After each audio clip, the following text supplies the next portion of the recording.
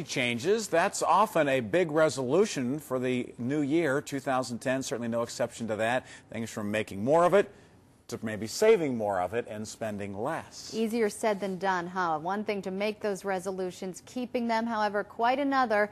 And here this morning to show us how to put those plans into action and have a perfect 2010 is financial advisor Rob Wilson. Good morning. Thanks for being with us. Thanks for having me. Sure. Now, you say to get started with this, we've got to do a little bit of self-analysis and really think about the way that we make our decisions. Absolutely. You know, the snow outside really tells us that we haven't gone too far past the new year. And actually, financial resolutions are up this year, according to a study done by Fidelity Investments. I think we all knew that, but they just confirmed it. So the important thing is to understand how and why you make decisions. I mean, there are no shortage of books and magazines and TV shows and guys like me coming on and telling you what your resolution should be. The difficulty is how do you make it happen? The first step is the hardest, but I think if you put a structure in place, that'll help you actually accomplish those goals that you set out. So I think the first important thing is to the discussion around logic versus emotion. I think a lot of times we make our decisions based on emotion and not logic, and you can't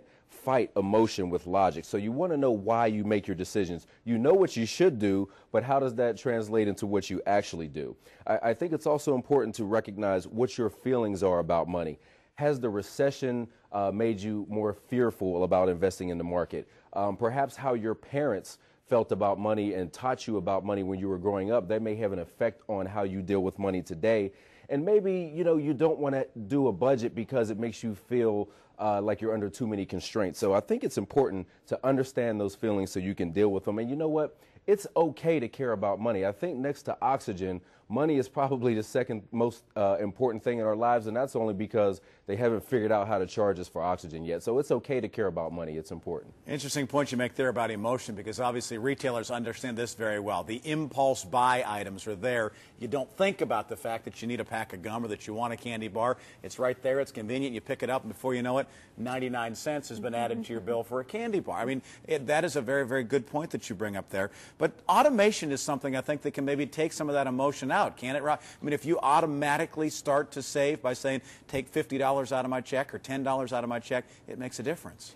That's exactly right. To your point, if you go into the store and you already have your list planned out and you stick to it, then you won't make those impulse purchases. In the same way, if you say you want to spend more money, or I'm sorry, you want to save more money, do it automatically out of your bank account, have it withdrawn from your check for your 401k so you don't have to make the decision at the time that you get paid. Get it out of your hands before you can even think about it. I think the other thing too is you want to set goals. Set small, specific, realistic goals, and you'll have a better chance of achieving them. And you know what? If you want to save more, don't just leave it at that. Say, you know what? I want to save $250 more a month. If you want to make more money this year, be specific about that. Say, I want to make $1,000 more a month, and that way it'll be easier for you to figure out how to get that done. And you know what? When you're setting these goals, words matter. If you don't like making a budget, call it a spending plan, and maybe it'll make that a little bit easier for you. You definitely want to track your progress, you know, when you're setting these goals.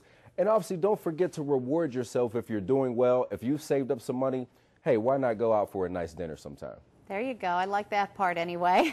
And I suppose, like with everything else, it's important to have kind of a system of accountability set up around you, some checks and balances to make sure you stay on track. Absolutely. You know, we're all busy. You get caught up with work. That cuts into your exercise schedule if that was one of your goals. But you can set reminders. Use your email program to have a reminder pop up about what your goals are. You can do that in Outlook or Gmail or whatever program that you use. You can also set up to receive reminders via email or text message. And this is what I think is important. When you set these goals, tell everyone you know, especially if you've decided to cut down on going out. You definitely want to tell your friends so they don't think that you don't like them anymore. But your friends can give you support. And they could also help you out. If you have a dream, if your goal is to start a business or get into a new industry, you got to tell everyone, because no one can help you if they don't know what you're trying to accomplish.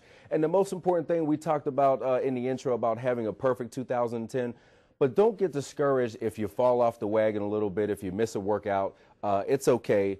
Do better the next time, and just make sure you're better off by this time next year. All right, Rob, interesting stuff, talking about emotion, accountability, support from friends. Good stuff as we make our financial resolutions for 2010. Thanks for being here. Thank you. You can certainly join our financial segments. You can get more information at kdk.com/WPCW, where you'll find the link to submit your financial questions to Rob or see any of our previous financial segments. kdk.com/WPCW. All right.